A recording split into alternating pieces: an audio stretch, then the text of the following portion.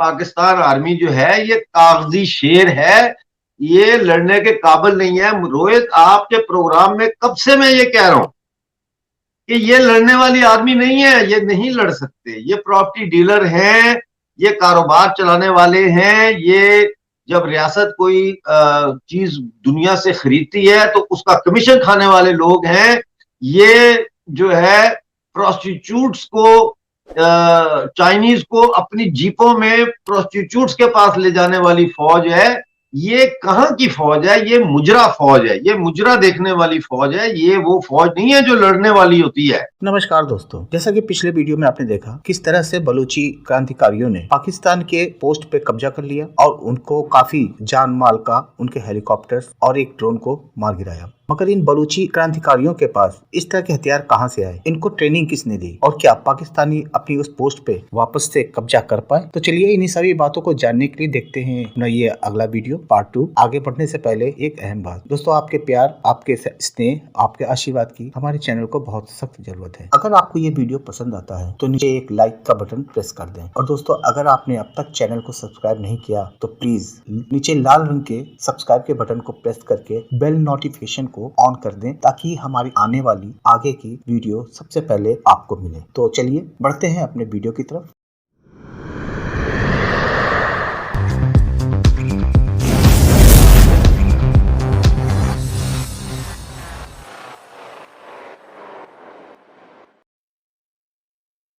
चार हेलीकॉप्टर मार गिराए। क्या ये इस तरीके की एडवांस्ड वेपनरी साथ लेके गए हैं क्या जो रेबल्स हैं? और हेलीकॉप्टर मार गिराना आसान काम नहीं है, बहुत ट्रेंड फौज कर सकती है और उसके लिए वेपनरी चाहिए होती है, वो बहुत एडवांस चाहिए होती है। ये कैसे हो पा रहा है? सर, जब ये अंदर गए हैं तो अंदर एंटी एयरक्राफ्ट गनें पहले से पड़ी हुई थी, इनकी अपनी फौज की, ठीक है। और इनकी ट्रेनिंग, जैसा मैंने अर्ज किया, पाकिस्तान मिलिट्री एकेडमी के ट्रेंड फौजी ऑफिसर्स इनकी ट्रेनिंग कर रहे हैं, यानी वो पैरेलल हो गया उनका लेवल अब। तो वो ट्रेनिंग, उसमें गन चलाना, ये सारे जो मिलिट्री ट्रेनिंग होती है उसका हिस्सा है। और वो चला रहे हैं उनका असला, और इसी तरह से उन्होंने मारा है। और अब वो मजीद गनशिप हेलीकॉप्टर नहीं जा रहे वहां पे, वो दूर से मार रहे हैं, ऊपर नहीं जा रहे, वो पीछे खड़े हो, वो दूर से जाके मार रहे हैं और मिस फायर कर रहे हैं। और उसके बाद उन्होंने, जब अपना गुस्सा उनको बहुत है पाकिस्तान आर्मी को, तो उन्होंने कहा अच्छा ऐसा करो, पंजगोर के बाजार पे बमबारी कर दो। तो पंजगोर पे बाजार पे कल भी और आज सुबह भी बमबारी की। गरीबों की वो मिट्टी की बनी हुई दुकानें, बीच में लकड़ी भी लगी होती है, वो गिर गई, लकड़ी को आग लग गई। फिर पंजगोर में बिजली बंद कर दी, पानी बंद कर दिया, इंटरनेट बंद कर दिया, और लोगों के घरों में जाके उनके मर्दों को बाहर निकाल के उनको अरेस्ट कर रहे हैं। कुछ इन्होंने एक्स्ट्रा जुडिशियल किलिंग भी की है वहां। एक 3 दिन पहले इन्होंने बलोच को उठाया, बेचारे को, उसको गोली मार दी, उसके पास क्लैशन को डाल के फोटो खींच के कहते हैं ये हमने दहशतगर्द मारा है। दहशतगर्द नहीं है वो, तो एक आम शहरी था बेचारा। तो ये वही कर रहे हैं जो बांग्लादेश में इन्होंने किया, लेकिन इनको पता नहीं है कि इनका जो सामना है वो एक ऐसी ताकत से है जो बड़ी हलीम तबा, शेर और शायरी से शगफ रखने वाली कौम, भाईचारे वाली कौम, जिस कौम ने कभी अपने घर के दरवाजे को ये सोचकर कुंडी नहीं लगाई अंदर से कि शायद कोई भटका हुआ मुसाफिर आ जाए तो वो ये ना हो कि दरवाजा बंद दे के चला जाए। ये वो कौम है बलोच। ये वो कौम है जो कभी भी जिंदगी में अकेले बैठ के खाना नहीं खाते, ढूंढ के लाते किसी को, हमसाये को, आगे पीछे को, आओ भाई खाने का टाइम है, आओ इकट्ठे खाना खाते। उस कौम को आपने भेड़िया बना दिया। क्यों? क्योंकि आप खुद भेड़िए थे और आपने उनको खा खा के, मार मार के, हेलीकॉप्टर से फेंक फेंक के आपने उनको इतना वो कर दिया कि आज वो बलोच जो है वो आपको आज मार रहा है। एक इस्लामी, so called Islamic State of the world जो है उसको घुटनों पे ले आया है। पाकिस्तान 5वीं बड़ी आर्मी दुनिया की घुटनों पे आ गई है। एटमी पावर किधर गई उनकी? एटमी ताकत, एटमी ताकत, एटमी ताकत। किसी ने मुझे कहा कि डॉक्टर साहब वो इंडिया अगर पीएचजे पे हमला करता है तो ये पाकिस्तान तो एटम बम फेंक देगा। और मैंने कहा पहली बात तो ये इनके पास एटम बम नहीं होगा, ये झूठ बोलते हैं क्योंकि है ही झूठे। ठीक है ना। और दूसरी बात मैंने कहा, ये एटम बम चलाने के बजाय ये इस्लामाबाद एयरपोर्ट जाएंगे, जहाजों में अपना माल दौलत जेवर सोना डॉलर चढ़ाएंगे, और जैसे अशरफ गनी भाग गया अफगानिस्तान से जब तालिबान आए, ये भी भाग जाएंगे अपने अपने डेस्टिनेशन, फॉरेन डेस्टिनेशन पे। ये लड़ने वाले जनरल ही नहीं है।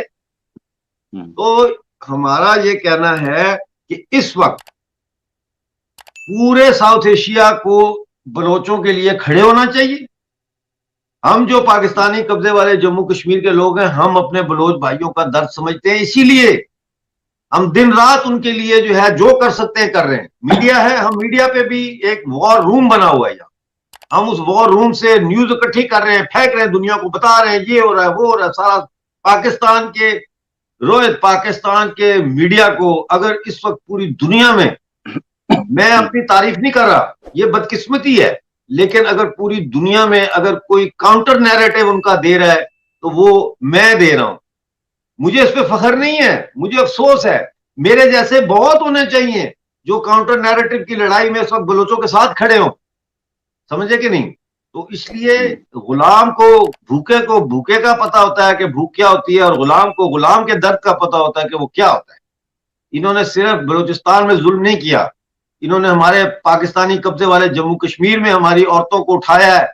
जिसको दिल करता है, जो पसंद आ जाती है लड़की, उसको उठा के ले जाते हैं, रेप करते हैं, फिर उसके घर वालों पे प्रेशर डालते हैं और उससे निकाह कर लेते हैं। ये बड़ा जालिम लोग हैं, ये फौज बड़ी जालिम है और बड़ी घटिया और बड़ी बेगैरत फौज है ये, माफ कीजिएगा। सर, इस समय पंचगौर की सिचुएशन क्या है वहां पर? क्या पाकिस्तानी एनफोर्समेंट्स पहुंची हैं या एयर ऑपरेशंस चल रहे हैं इस समय? क्योंकि पाकिस्तान तो बोल रहा है, बहुत पहले से बोल दिया कि ऑपरेशन खत्म हो गया। अभी थोड़ी देर पहले मैं देख रहा था कि क्लीन अप ऑपरेशन शुरू हुआ, कुछ हथियार भी उन्होंने दिखाए। तो एक्चुअल सिचुएशन क्या है? क्योंकि पाकिस्तान ने तो रिपोर्टिंग ही बंद कर दी, हमें नहीं पता कि क्या हालत है। देखिए, इस वक्त जो हालत है वो ये है कि वहां आज सुबह बहुत बड़े पैमाने पे इन्होंने हमला किया।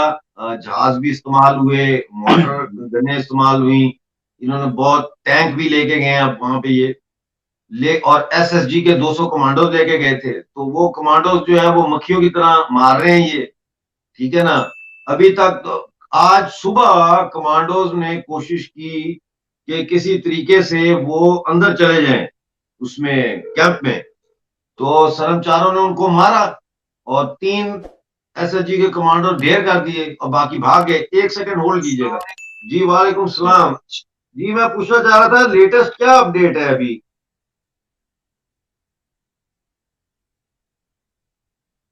अच्छा, वो इसलिए पूछ रहा हूँ कि मतलब अभी तो कैंप पे कब्जा जारी है। मैं डॉक्टर अमजद मिर्जा का ऑडियो बंद कर रहा हूं ताकि उनकी बात कोई ना सुन पाए, क्योंकि उनके एक कांटेक्ट ने उनको कॉल किया है, वो जितना बताना चाहेंगे उतना बताएंगे। मैं नहीं चाहता कि उनके पास जो इन्फॉर्मेशन आ रही है वो सबके सामने पब्लिक में आए, क्योंकि उनके एक सोर्स ने अभी और लाइव पे हमें कॉल कर लिया है। तो इनफैक्ट ये एक जर्नलिस्ट की सबसे इंपॉर्टेंट चीज होती है कि सोर्स की पूरी इंफॉर्मेशन किसी को ना पता लगे, हमें शांत रहना चाहिए। मैंने ऑडियो बंद कर दिया इसीलिए। डॉक्टर साहब, मैंने आपका ऑडियो बंद कर दिया था, मैं आपको अनम्यूट कर रहा हूं क्योंकि आप अपने सोर्स से बात कर रहे थे। या प्लीज। मेरे पास एक बुरी खबर है, अभी अभी मुझे आई है। वो ये है कि पंजगोर का जो था मजीद ब्रिगेड का कब्जा जो था वो खत्म हो गया है, और 7 हमारे जो सरमचार थे बलोच मजीद ब्रिगेड के वो शहीद हो चुके हैं। और अब मेरा ख्याल है कि पाकिस्तान आर्मी ने 72 आवर्स के बाद कैंप जो है उस पर वापस कब्जा कर लिया है। अभी ये खबर आई है, मजीद तफसीलें आएंगी तो मैं आपको बताऊंगा। ये मेरे पास तस्वीरें उनकी सरमचारों की आ गई हैं, वो मैं आपको दिखा देता हूं जो शहीद हो गए हैं। उनको ये शहीद हो गए हैं, ये ब्रेकिंग न्यूज आपके चैनल पे आ रही है इस वक्त। ये वो सरमचार हैं मजीद ब्रिगेड के, और इन्होंने जामे शहादत नोश कर लिया है। ओके।